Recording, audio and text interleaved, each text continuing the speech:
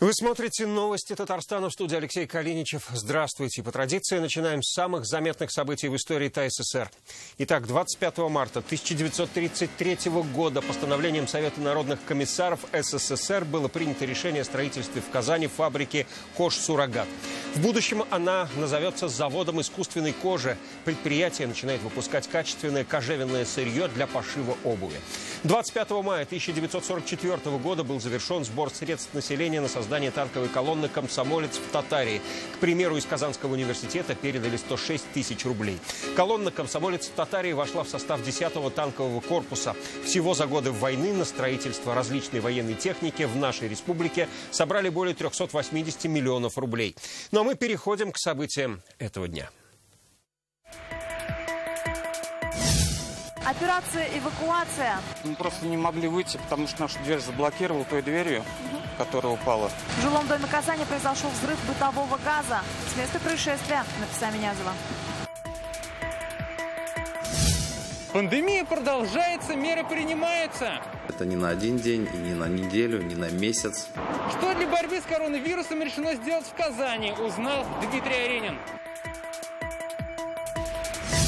Орошение искусственное, урожай настоящий. Урожайность очень растет, потому что мы вносим удобрения. Как программа мелиорации помогает улучшить сельхозпроизводство в республике, увидел Рамиль Галиулян. Ураза Байрам в онлайн-формате.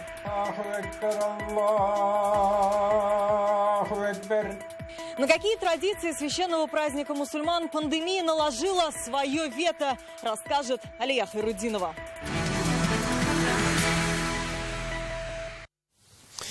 Пострадавший из больницы выписано. Прокуратура проверяет все обстоятельства, а Следственный комитет возбудил уголовное дело. Сильный хлопок газа сегодня произошел в жилом доме на улице Волгоградская в Казани. Пострадала хозяйка квартиры, а соседей пришлось эвакуировать. От взрыва газа в квартире выбило дверь, окна и практически разнесло балкон. Нафиса Минязова побывала на месте происшествия и готова поделиться подробностями. Мы просто не могли выйти, потому что нашу дверь заблокировала той дверью, которая упала. Семья Панфиленко рассказывает, проснулись от сильного хлопка, почувствовали запах газа и попытались выйти на улицу, но не получилось. Дверь была заблокирована соседской. Выбрались лишь с помощью сотрудников МЧС. Мы увидели, что в противоположной квартире вылетела стена. Упала дверь, вырвала все провода. Сегодня утром хлопок бытового газа разбудил весь дом на Волгоградской. Все произошло в трехкомнатной квартире на 5-м этаже. Хозяйка, 30-летняя женщина, сейчас госпитализирована. Пострадала у нее область головы и область кистей обеих рук.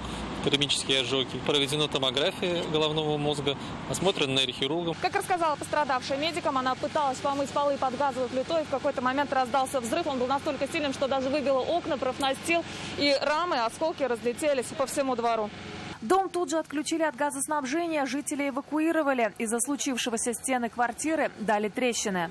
Всего из данного подъезда и соседних подъездов было эвакуировано 52 человека, в том числе 10 детей. Жители соседних подъездов после того, как специалисты осмотрели их квартиры, смогли спокойно вернуться. А вот тем, кто проживал во втором подъезде, временно предложили разместиться в 64-й школе.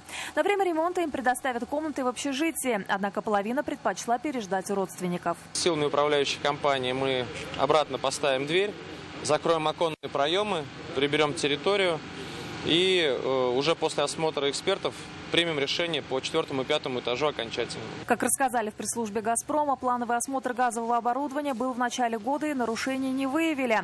Прокурор республики Илдус Нафиков дал поручение провести проверку по факту случившегося. Предметом проверки станут вопросы соблюдения требований законодательства при эксплуатации и обслуживании газового оборудования. А в Следственном комитете возбудили уголовное дело. Возбуждено уголовное дело по статье выполнения работ либо оказания услуг, не отвечающих требованиям безопасности. Как рассказали в пресс-службе «Газпрома», взрывы бытового газа в Татарстане случаются довольно редко.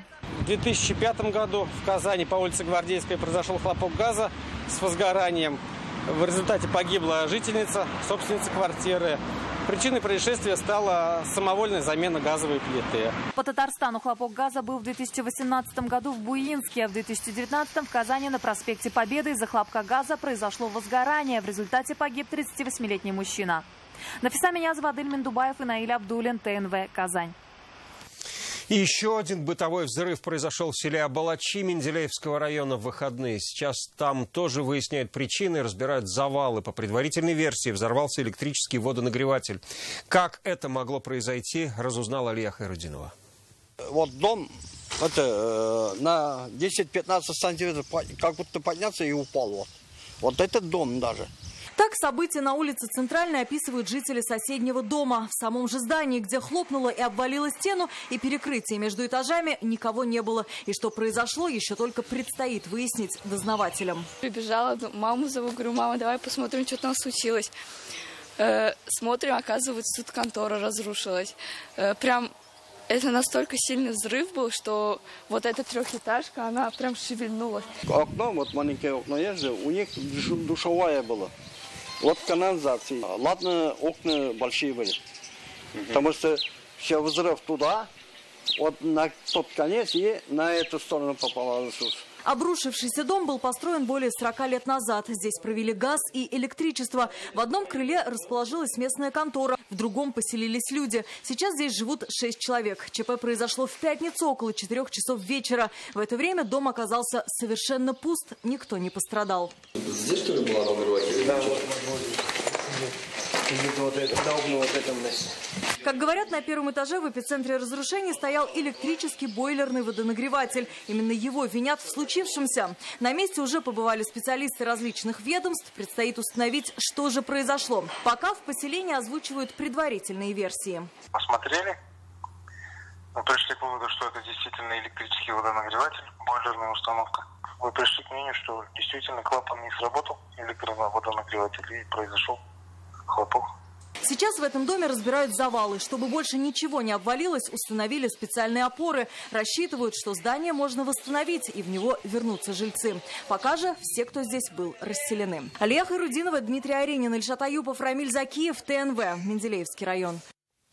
С результатами международной экспертизы по строительству в Татарстане завода по термической обработке мусора можно ознакомиться на сайте Министерства экологии Республики.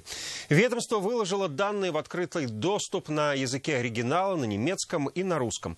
Напомним, экспертизу проводили немецкие компании LGA, Müller BBM. Документ можно найти в рубрике «Пресс-служба», далее раздел «Презентации». Там же представлена информация об этих компаниях. Напомним, международная экспертиза проведена по поручению президента республики. Сегодня в Татарстане подтверждено 62 новых случая COVID-19. 12 человек госпитализировано, 50 получают лечение на дому. Больше всего заболевших в Казани, 28 человек. Следом идут Челны, здесь 10 случаев заражения.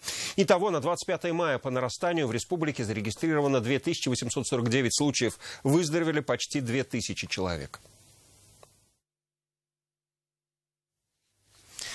В Казани решено развернуть еще один ковидный госпиталь. Об этом сегодня рассказали на заседании столичного оперативного штаба. Как отметили, пандемия продолжается. По числу заболевших Татарстан сейчас на 15-м месте среди регионов страны. Какие еще меры для борьбы с инфекцией планируют предпринять и как от нее уже пострадала экономика столицы республики, расскажет Дмитрий Аренин.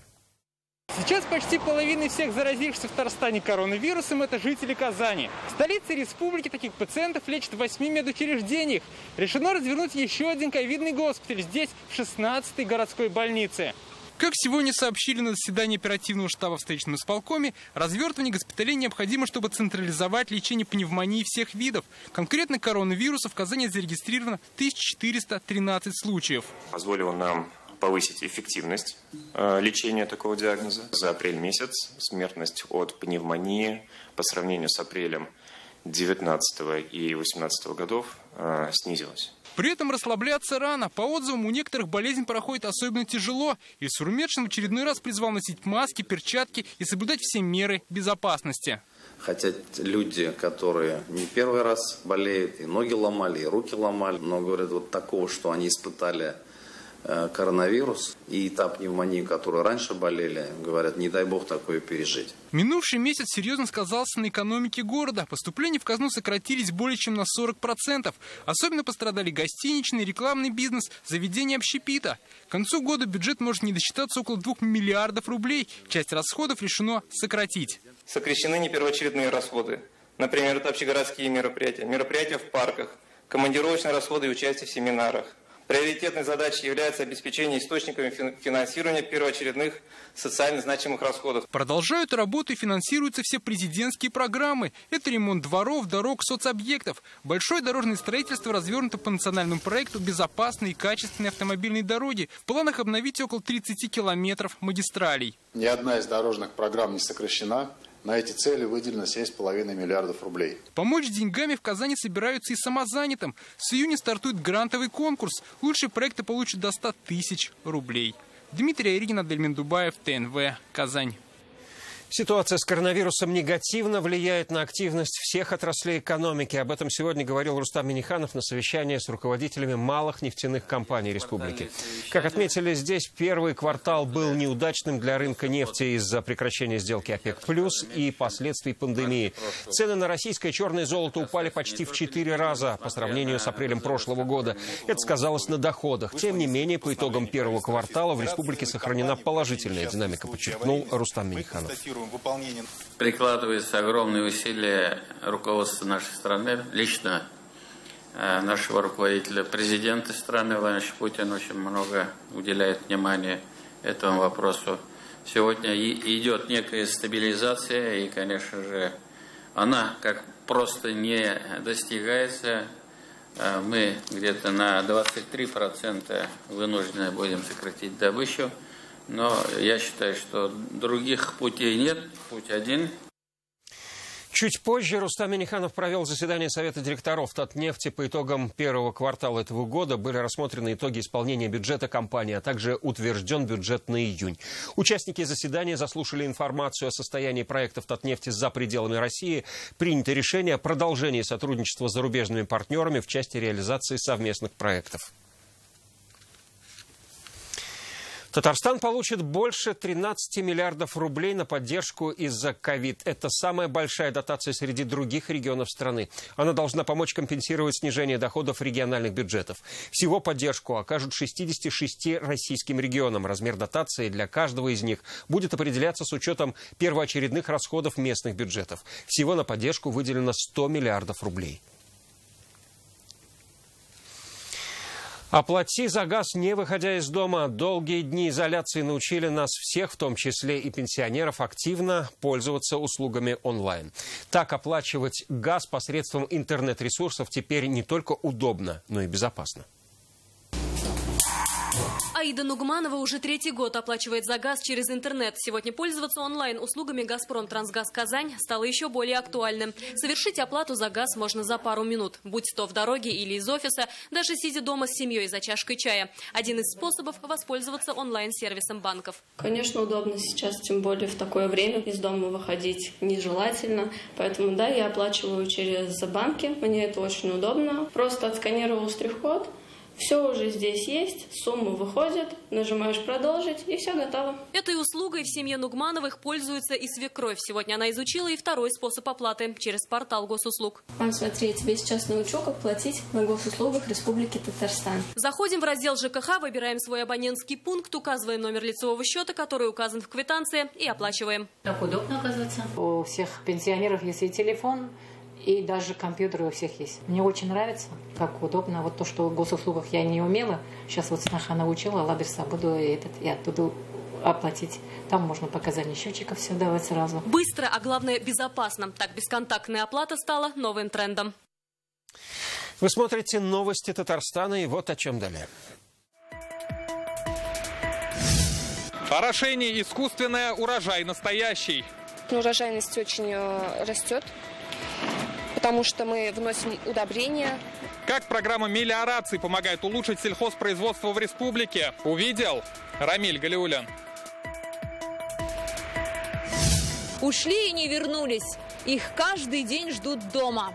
Моя дочь пропала 28 февраля 2014 года. Сегодня Всемирный день пропавших детей. В Казани проходит акция. К ней присоединилась Файруза Мазитова. Сегодня в Татарстане подводят итоги месяца Рамазана. О них Рустам Минниханов говорил с муфтием Камилем Хазратом Самигуллиным. Накануне верующие отметили Ураза Байрам. Так, несмотря на запрет посещать мечети, с небывалым размахом прошел благотворительный марафон «Рамазан. Месяц добрых дел». Мусульмане Татарстана приняли участие в формировании ифтар-наборов. Текущий 2020 год объявлен муфтиятом в Татарстане годом родного языка. В завершении встречи Рустам Минниханов и Камиль Хазрат Самигуллин по случаю праздника обменялись поздравлениями и подарками.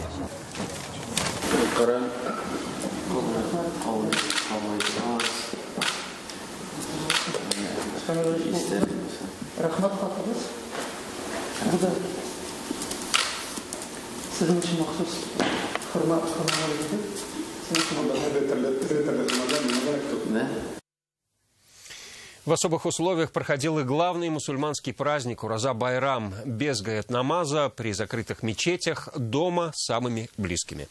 Хоть праздничный намаз и не совершался, проповедь все же состоялась. Муфтий республики прочитал ее из Галеевской мечети по онлайн и ТВ-трансляции. Праздник, который собрал всех в кругу семьи, увидела Алия Хайрудинова.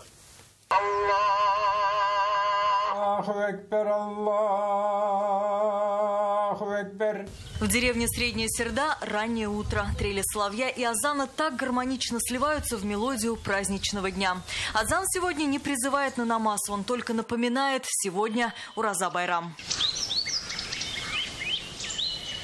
В деревне Средняя Серда на праздничный намаз обычно собиралось до 100 человек. Местные жители вспоминают, иногда даже места не хватало.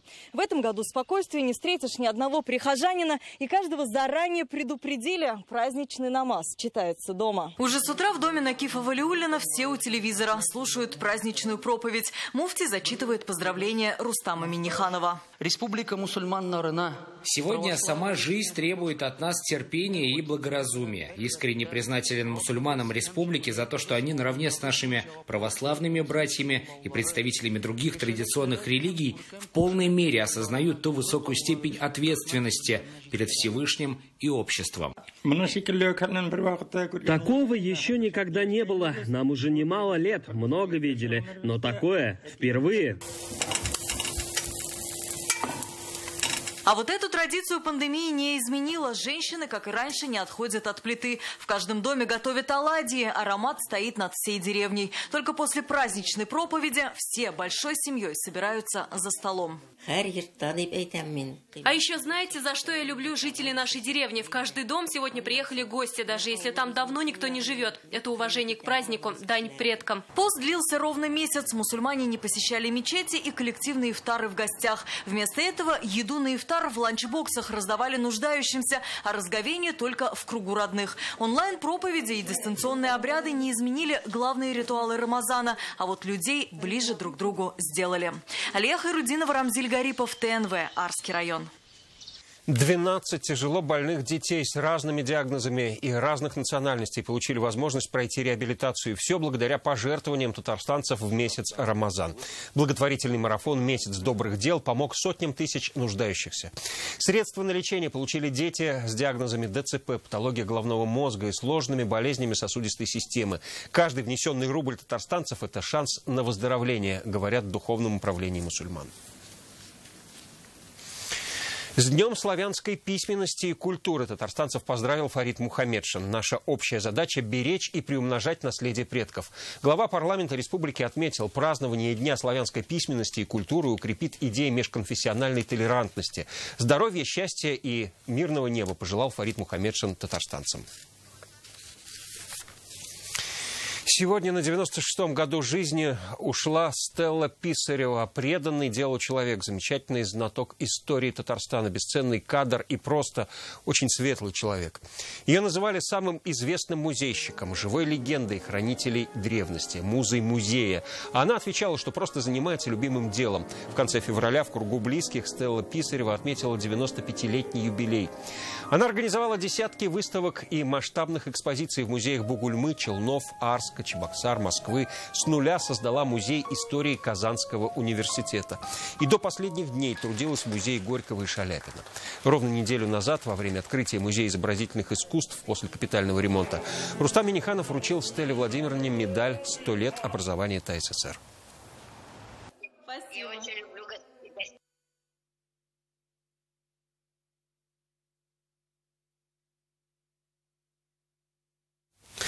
Если не хватит дождей, поля спасет мелиорация. В этом году в Татарстане на нее выделено почти 500 миллиарда рублей. Это значит, что восстановят аварийные скважины, плотины и установят новое оборудование.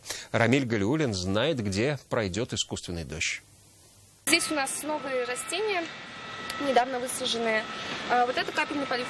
Несколько видов салатов, а скоро начнут выращивать клубнику и пекинскую капусту. Это предприятие Зеленодольского района одно из первых вступило в республиканскую программу мелиорации. Благодаря современной технологии полива каждое растение получает необходимое количество воды. К примеру, через каждое отверстие может поступать до 1 литра, а вместе с водой и необходимое количество минеральных удобрений. В этой бочке мы мешаем элементы питания, необходимые для растений в нужном количестве. Опускаем вот этот вот фильтр. И все это пускается по лайфлетам к каждому растению.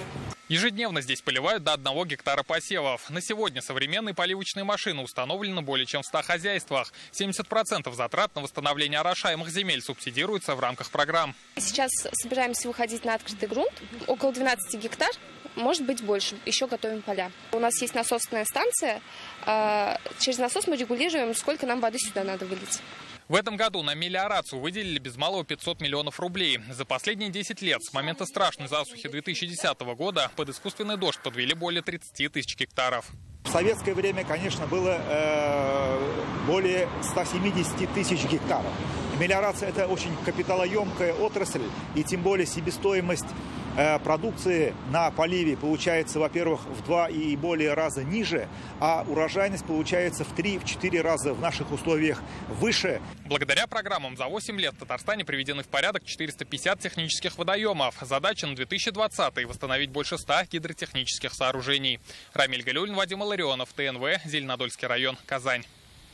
В Челнах готовят к открытию новый футбольный манеж и ледовый дворец. Здесь смогут заниматься как любители, так и профессиональные команды. Почему власть города торопит строителей и требует вывести 2 смены рабочих, расскажет Наталья Мизина. График нужно уплотнить. Так, да? На стройке будущего ледового дворца выходных нет. Ежедневные работы здесь ведутся с апреля. Сейчас конструкции возведены на 10%.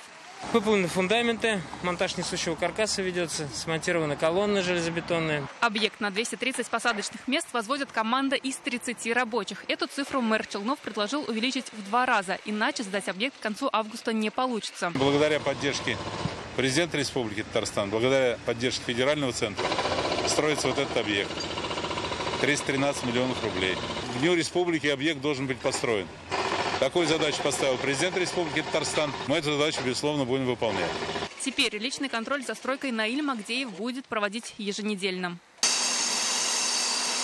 Ни на минуту не останавливается стройка и на другом спортивном объекте – футбольном манеже в парке Гренада. Продолжается кирпичная кладка наружных стен, монтаж металлоконструкций, кровли и сетей. Значительная часть работ выполнена уже на 23%.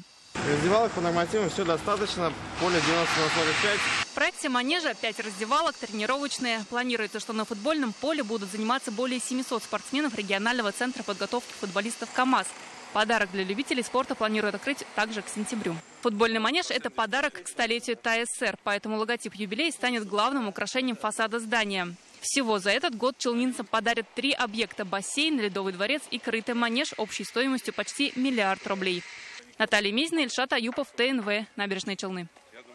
Наш наставник был незаконно уволен. Дзюдоисты центра «Батыр» просят Путина вернуть им тренера. Все детали в интернет-газете «Реальное время». Ушли и не вернулись. В России количество пропавших детей исчисляется тысячами. Сегодня Международный день пропавших детей. Волонтеры на улице Баумана специально создали стену, где разместили сотни фотографий тех, кто ушел и не вернулся. Реальная история от Файрузы Мазитовой.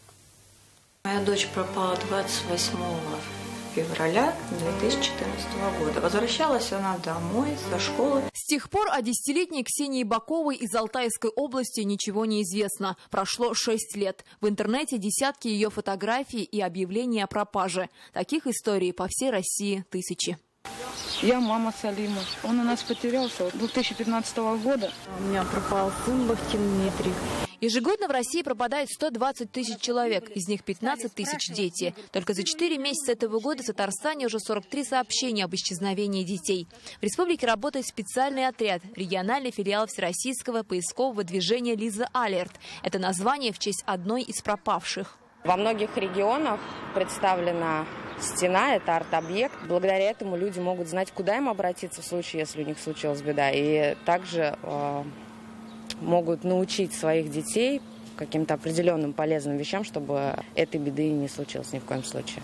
Здесь имена тех, кого каждый день, каждую минуту ждут дома. Александра Цылых из Ростовской области. Пропала 8 лет назад, в возрасте 9 лет. Федор Дергач из Томска ушел из дома 6 лет назад и не вернулся. Всех их объединяет одно – надежда. Надежда на то, что один прекрасный день они придут домой. Причины исчезновения детей разные, говорят волонтеры. Это и ссора в семье, и похищение, и просто ребенок может заблудиться. К счастью, в этом году все пропавшие в республике дети найдены живыми. И в этом огромная заслуга спасательного отряда «Лиза Алерт». Это люди с большим сердцем. У меня 2 детей, да, и просто по зову сердца, наверное, я пришла в этот отряд, чтобы помогать людям, чтобы люди как можно скорее оказывались дома, те, которые потерялись. Сегодня в социальных сетях волонтеры всей страны запустили флешмоб. Фото и видео пропавших детей каждый может разместить на своей странице с хэштегом «Чужих детей не бывает». Фариза Мазитова, Ринат Сафин, ТНВ, Казань. 16 тысяч детей в этом году заканчивают в Татарстане 11 класс. Последний звонок без колокольчиков и нарядных бантов сегодня прозвенел для выпускников. Впервые в истории российские школьники сегодня прощаются с учителями онлайн. Это всероссийская акция. К прямому эфиру подключились сотни тысяч школьников. Они читают стихи, звонят в виртуальные колокольчики, мечтают о будущей профессии. Из Татарстана к всероссийскому онлайн-марафону присоединилась и ученица 94-й гимназии Казани. Она передала слова благодарности своим учителям. В марафоне я в основном говорила о роли учителей в моей жизни, в роли школы в моей жизни, о том, как я люблю и ценю каждого моего преподавателя. И я считаю, что, в принципе, этот марафон очень классная возможность сейчас поздравить друг друга с разных уголков нашей большой страны. О погоде в продолжении выпуска. Всего вам доброго и берегите себя.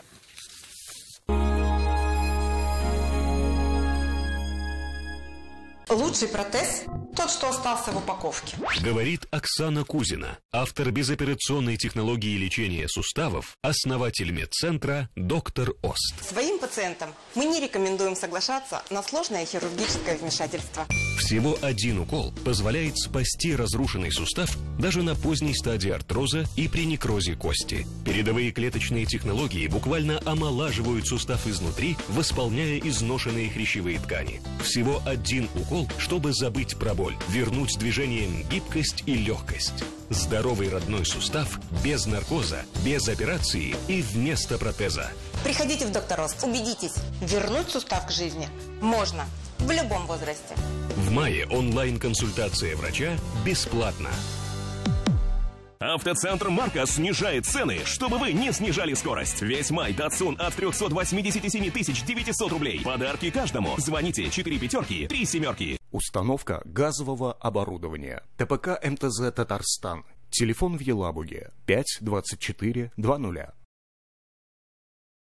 Автоцентр «Марка Ниссан» заявляет: возвращаем цены прошлого года. Выгода до 250 тысяч рублей. Узнайте подробности по телефону 4 пятерки, 3 единицы. Доступные удобрения для садоводов. Совместный проект Joy Уралхим.